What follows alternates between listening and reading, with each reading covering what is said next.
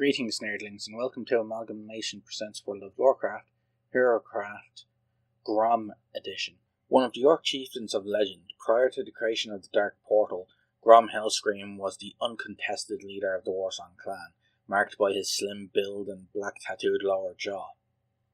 Suspicions floated away the previous chieftain's death, giving rise to the notion that Grom usurped the position rather than gain it through hereditary means like Duratan.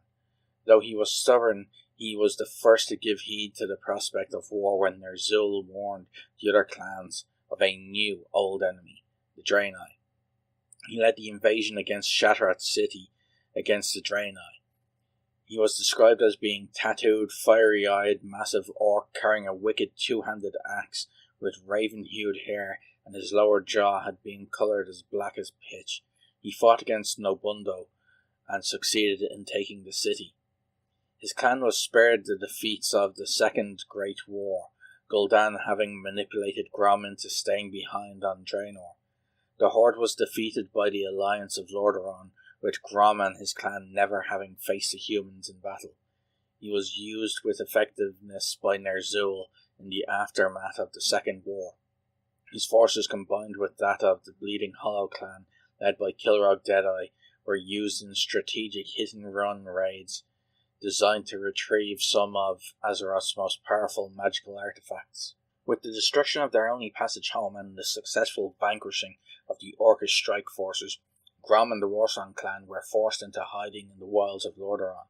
They eked out an existence on the edge of human civilization for nearly 15 years. All of this time, Grom was forced to fight the demonic curse that had left him weakened and listless. Where other orcs gave into this malaise, Grom fought it to the end of his days. As the number of free orcs was diminished by conflict and old age, their situation looked more and more hopeless. The young and weak were unable to thrive in this harsh environment, and the day of reckoning looked to be closing in on the Warsong clan. Then Grom had a young orc named Troll seek him out. Inspired by Troll's courage, strength and mercy, he accepted young outcast and taught Troll more of the ways of the Orc nations. When the humans searching for Troll got too close, Troll left his side. He was given Grom's necklace as a symbol of the trust placed in Troll by Grom. The Warsong clan led by Grom was reunited with Orgrim Doomhammer and Troll's lost clan, the Frostwolves. Battling against the human internment camps surrounding the stronghold of Durnholds, the two clans set about freeing and reinvigorating the Orcish nations. While the Orcish horde was looking for land to settle on in Lordaeron, they were instructed by the new war chief Troll to journey across the seas to the strange new continent of Kalimdor. When Grom began to again feel the twinge of the demonic curse, he proved unable to resist the sweet nectar it promised him. After attacking a human settlement at Stone Talon Mountain, disobeying direct orders from Troll, he was given what was presumed to be an easy, out-of-the-way mission to clear land and gather lumber for the new horde settlement. However, the Night Elves were angered when Grom's orcs began to cut down the trees in Ashenvale Forest and attacked without explanation. He received help from the goblin Neelock Greedy Fingers, who gave him goblin shredders for killing a furbolg. The Warsongs under Grom managed to successfully defend themselves and kill their attackers, but by doing so, they caught the attention of the demigod Cenarius. Determined to avenge the deaths of the Night Elves who had fallen against the Warsong clan and protect the forest from what he saw as further desecration, Cenarius attempted to slaughter the orcs. Cenarius appeared to know something of the history of the orcs and was convinced they were demon-spawned wretches who served only death. In an exchange with the demigod during one skirmish, Grom vehemently told him that the orcs no longer served any demons, but Cenarius didn't believe him and continued his attempts to kill them all. The orcs quickly discovered that Cenarius was invulnerable to conventional attacks. Death at Cenarius' hands seemed inevitable. One of the troll witch doctors accompanying the Warsong clan told Grom he sensed strange energies nearby, which might be able to aid them in defeating Cenarius. When Grom investigated, he discovered a fountain of blood. This was the doing of the Pit Lord Manaroth, who had originally enslaved the orcs after Gul'dan convinced them to drink his blood with promises of power. Manaroth saw Cenarius as a formidable obstacle standing in the way of the Burning Legion, as he had been during the War of the Ancients. The demon poured more of his blood into the fountain on a suggestion from Tichondrius, hoping that the orcs would once again drink it and become sufficiently re-energized with demonic power to kill Cenarius. There was also another reason Manaroth hoped they would partake of his blood. When Grom brought his troops to the fountain, the witch doctor told him that he could sense that the fountain contained demonic energy. One of Grom's soldiers told him that if they drank from the fountain, they would be going against everything they had been taught by Troll. But to Grom these things did not matter. Desperate to preserve his clan from this new threat, Grom drank from the fountain and either persuaded or forced those under his command to do likewise. Driven again by demonic energies, Grom attacked and destroyed the demigod Cenarius' forces.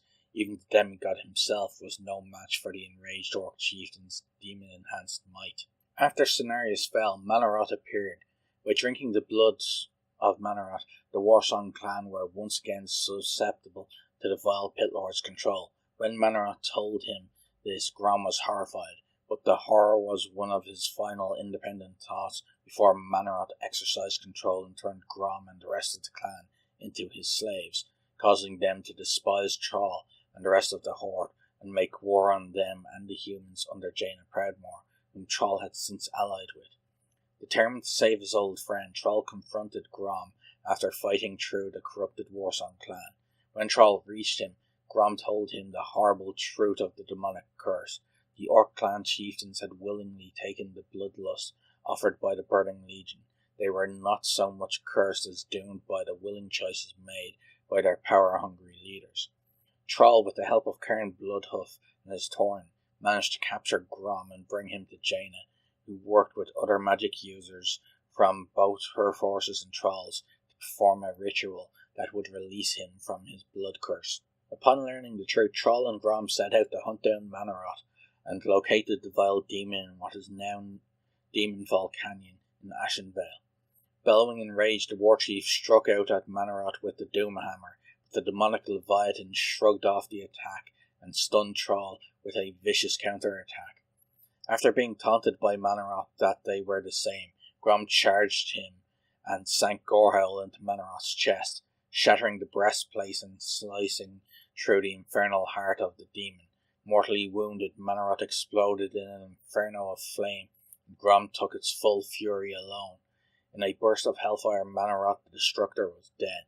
With nothing remaining of the Pit Lord but the shattered armour, Troll made his way to where Hellscream lay in the dust. The crimson glow faded from his eyes. The blood curse which had damned his race for decades was finally over. With his best friend and war chief at his side, the still undefeated chieftain died at the sight of his greatest triumph, both over the corruption of the Burning Legion and over the whispers of his own soul.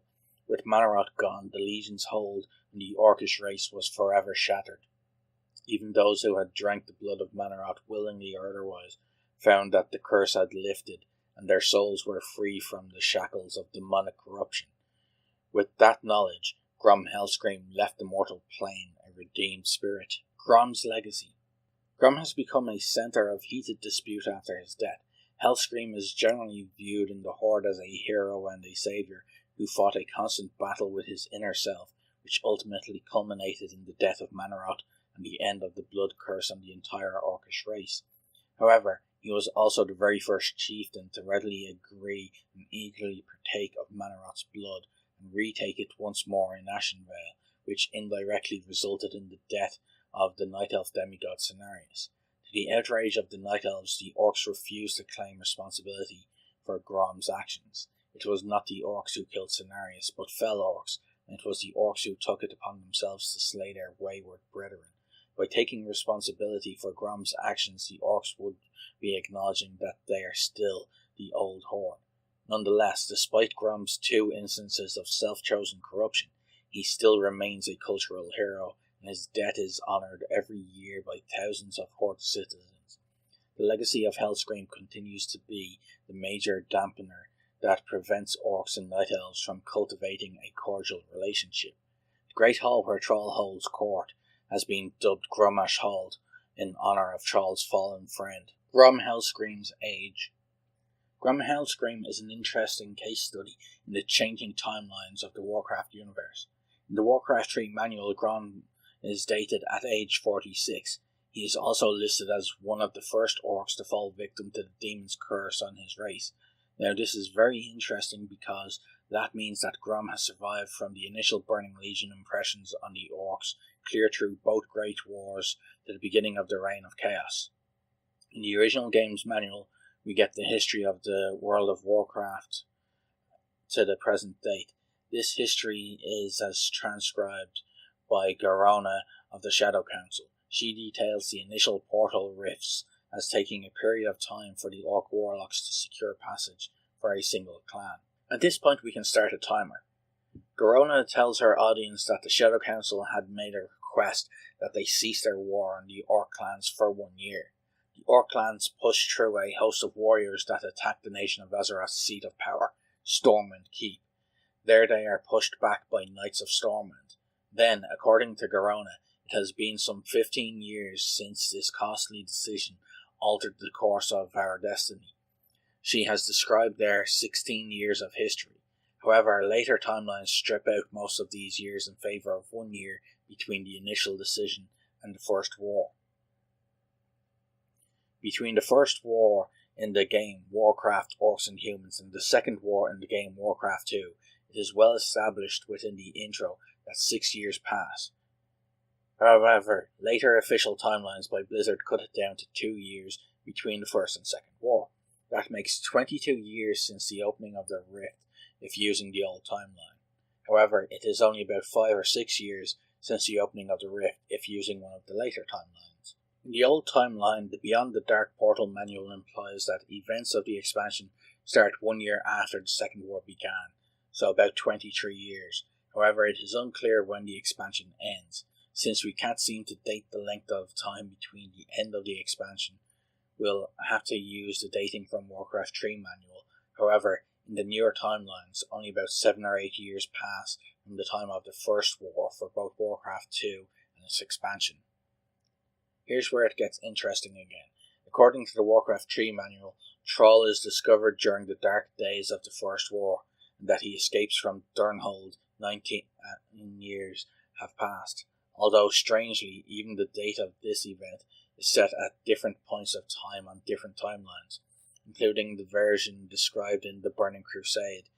In the novel The Lord of the Clans, it takes Troll about 1 year from his escape to his bittersweet and triumphant return to his childhood home. That gives us 20 years from the end of the First War, if using the Warcraft 3 timeline. In this timeline, Grom would have had to be chieftain of his tribe at a maximum age of 10 years old. This is validated from the novel Rise of the Horde. When Durtan sees Grom during Ner'zhul's council, he remarks on the young chieftain of the Warsong clan, implying on his unusual youth for his position. To make matters worse, in some of the other official timelines, the events of when Ner'zhul first contacted Kil'jaeden was around 100 years before opening the Dark Portal.